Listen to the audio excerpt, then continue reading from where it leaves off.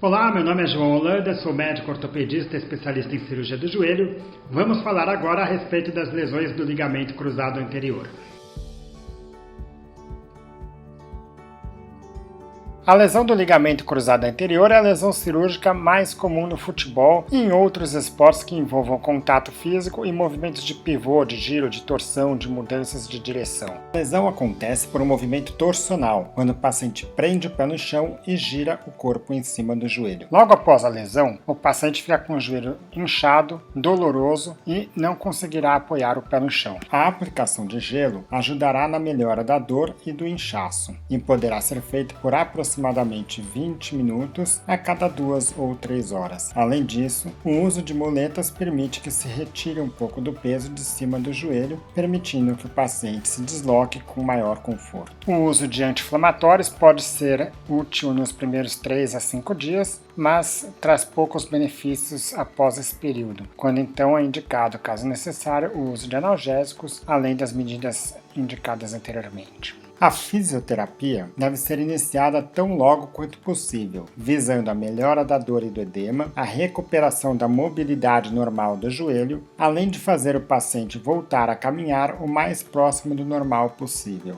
Esse quadro inicial de dor, inchaço e dificuldade de apoio tende a inibir a musculatura, como se essa musculatura ficasse desligada. Dessa forma, a fisioterapia ajudará também a recuperar essa musculatura, a ativar o quadríceps. Quanto mais rápido conseguimos quebrar esse quadro agudo inicial, menor será a perda de musculatura. Vale lembrar que para perder musculatura é um processo relativamente rápido, porém a recuperação tende a ser muito mais demorada, de forma que quanto mais rápido iniciamos a fisioterapia, mais fácil será o tratamento posterior, independente de se cirúrgico ou não cirúrgico. A ressonância magnética ajudará a confirmar a lesão e será importante também para identificar lesões associadas, principalmente as lesões de outros ligamentos, as lesões nos meniscos e as lesões da cartilagem articular. Passados os primeiros dias ou semanas, a dor e o inchaço tendem a melhorar e o joelho assume um aspecto cada vez mais parecido com o que era o joelho normal. Porém,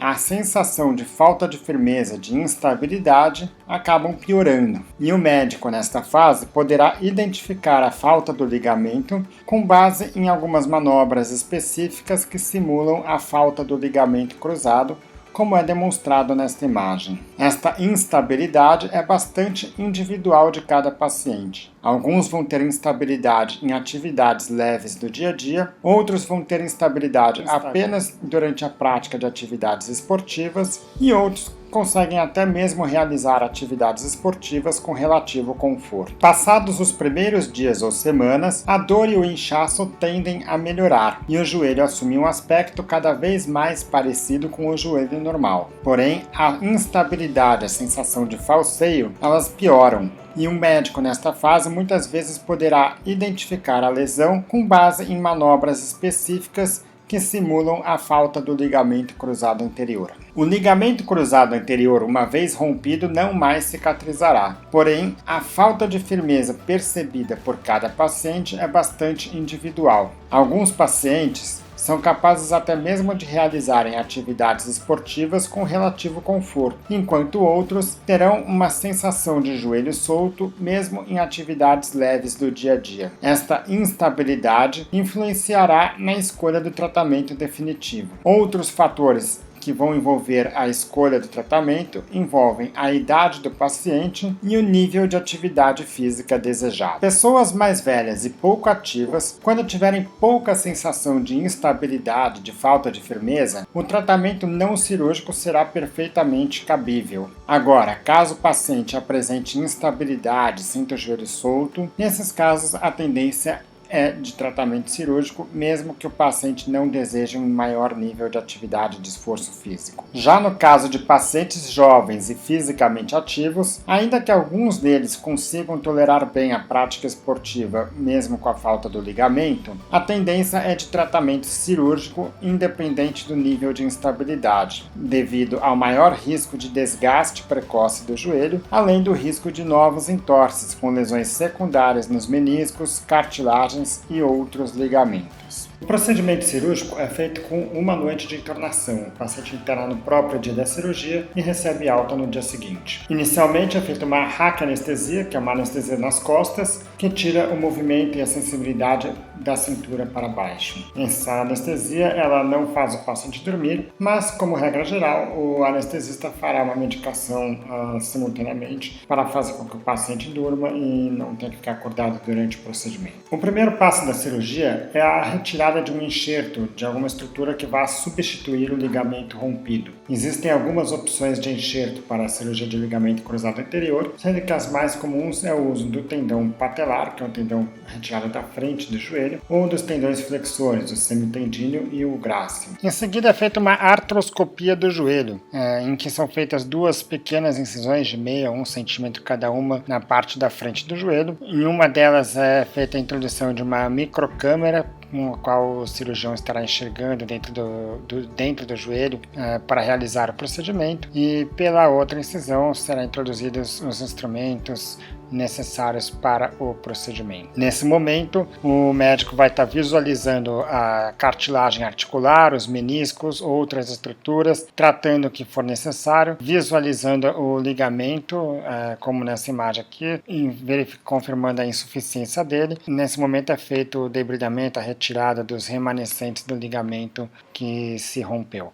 Em seguida, serão feitos 2 furos ósseos, aos quais chamamos de túneis, que entrarão no joelho exatamente no local onde é preso originalmente o ligamento cruzado anterior, e por dentro desses furos será passado aquele tendão que foi retirado na etapa anterior. Finalmente, esse enxerto será fixado tanto em cima como embaixo, e existem alguns métodos de fixação disponíveis aí no mercado, com vantagens e desvantagens, e aí o cirurgião saberá escolher a melhor opção em cada caso. A recuperação pós-operatória se inicia ainda no hospital e pode ser dividida em 3 fases. A primeira fase busca a melhora da dor, a recuperação do movimento e voltar a andar sem muletas com o mais próximo do normal possível. A segunda fase ela busca recuperar a força e a função muscular, e a última fase é uma reabilitação mais funcional, pensando em recuperar o gesto esportivo e o retorno para a prática esportiva de origem. Alguns exercícios a serem feitos ainda no hospital incluem a mobilização do tornozelo, que ajuda a melhorar a circulação do sangue e evitar a trombose. Exercícios para estimular a contração do quadríceps, lembrando que essa musculatura ela tende a ficar bastante dormente após a cirurgia, e a recuperação da musculatura do quadríceps está muito associada à melhora funcional que o paciente apresenta após a cirurgia. E o treino para ganho de mobilidade, tanto ganho de esticar o joelho, como também para dobrar o joelho. A falta de esticar o joelho é um problema comum no pós-operatório inicial e vai ser evitado com exercícios precoces para ganho de extensão, e principalmente evitando-se colocar almofadas ou travesseiros embaixo do joelho, o que pode dar algum grau de conforto, mas que muitas vezes leva a essa dificuldade, essa falta de extensão nos primeiros momentos pós-operatórios. Após a cirurgia, o paciente é orientado a caminhar já de imediato com apoio parcial do peso. Na verdade, ele vai poder apoiar o peso dentro do conforto dele. No início vai estar jogando o peso mais na muleta, menos na perna, e à medida que vai ficando mais confortável, que vai ganhando confiança, vai jogando o peso mais na perna, menos na muleta. Quando se sentir que está confortável para largar a muleta, vai poder fazer isso. Em média, esse processo acontece após 2 semanas, mas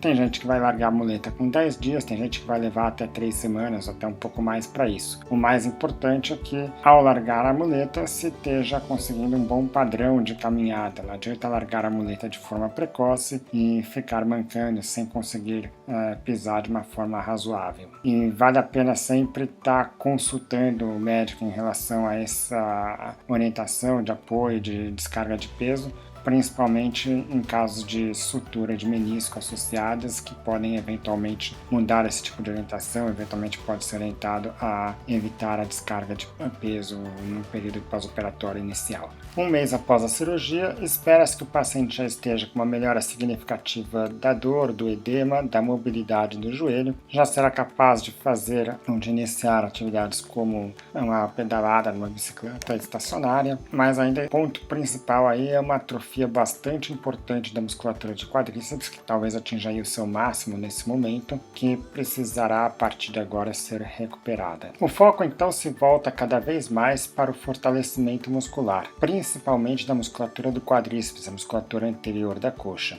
mas deve-se também focar no resto da musculatura de joelho e quadril, como os abdutores, adutores e os flexores. A partir do terceiro ou quarto mês, pode-se indicar a realização de um teste isocinético que vai poder mensurar a força de diversos grupos musculares das pernas, musculatura da coxa anterior, posterior, comparando um lado com o outro, musculatura da frente com musculatura de trás, para identificar ainda déficits eventuais da musculatura que deverão ser corrigidos ainda com os exercícios de fortalecimento. A partir do terceiro mês é possível introduzir gradativamente a corrida, mas isso só deve ser feito quando o paciente tem uma diferença de força não maior do que 30% de uma perna em relação à outra, a extensão completa do joelho, pouca dor com a mobilização e ausência de inchaço de edema. Uma vez que o paciente esteja correndo confortavelmente, alguns exercícios que envolvem mais potência muscular, pensando em corridas de aceleração, desaceleração, vão sendo gradativamente introduzidos. Os exercícios de agilidade, exercícios de controle de movimento e de gesto esportivo específico do esporte do paciente vão sendo gradativamente introduzidos, mas inicialmente ainda de forma bastante controlada, com o paciente com controle total do movimento, sem interferência de outros atletas ou movimentos que o paciente não consegue prever, que depende da ação de outras pessoas. Os critérios de retorno ao esporte é um dos pontos mais discutidos atualmente em relação à cirurgia de ligamento cruzado anterior. Até há pouco era comum ouvirmos que o paciente poderia voltar à prática esportiva 6 meses após a cirurgia.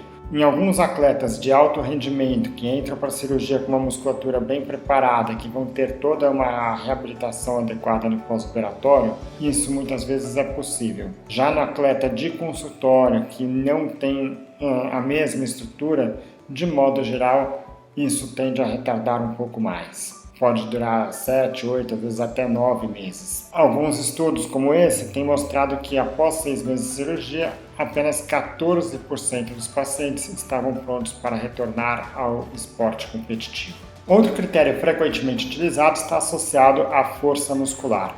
Estudos mostram que atletas com mais de 10% de perda de força em comparação com o joelho sadio apresentam maior risco de novas lesões. E enquanto não tiver atingido esse critério, é importante que sejam mantidos os treinos de fortalecimento. Hoje em dia, porém, temos observado que além da força muscular, é importante que se tenha muita atenção aos critérios funcionais, ou seja, que o atleta consiga reproduzir o gesto esportivo com segurança ainda durante a fase de reabilitação, antes de estar voltando ao jogo competitivo, onde vai ter mais contato físico, onde vai ter maior risco de torção. Então, testes de agilidade, testes de movimentação, os gestos esportivos, a movimentação específica do esporte, no caso do futebol, saber chutar, tocar, driblar, isso tudo é importante que o atleta esteja fazendo antes de estar retornando plenamente ao esporte. Uma vez que o paciente passe por todos os critérios descritos anteriormente, é importante que seja programado um retorno progressivo aos gramados. A maior parte das lesões acontece justamente no final do primeiro e do segundo tempo, quando o atleta está cansado, fadigado e quando ele perde um pouco do controle da musculatura. No caso de um paciente retornando de lesão de ligamento cruzado anterior, isso significa um risco maior de uma nova lesão. Portanto, idealmente, o atleta deve começar entrando por 15, por 30 minutos no jogo, evoluindo para um tempo completo até evoluir para um jogo completo. Por hoje é isso. Para maiores informações em relação às lesões do ligamento cruzado anterior, convido que visite o meu site www.ortopedistadojoelho.com.br. Obrigado.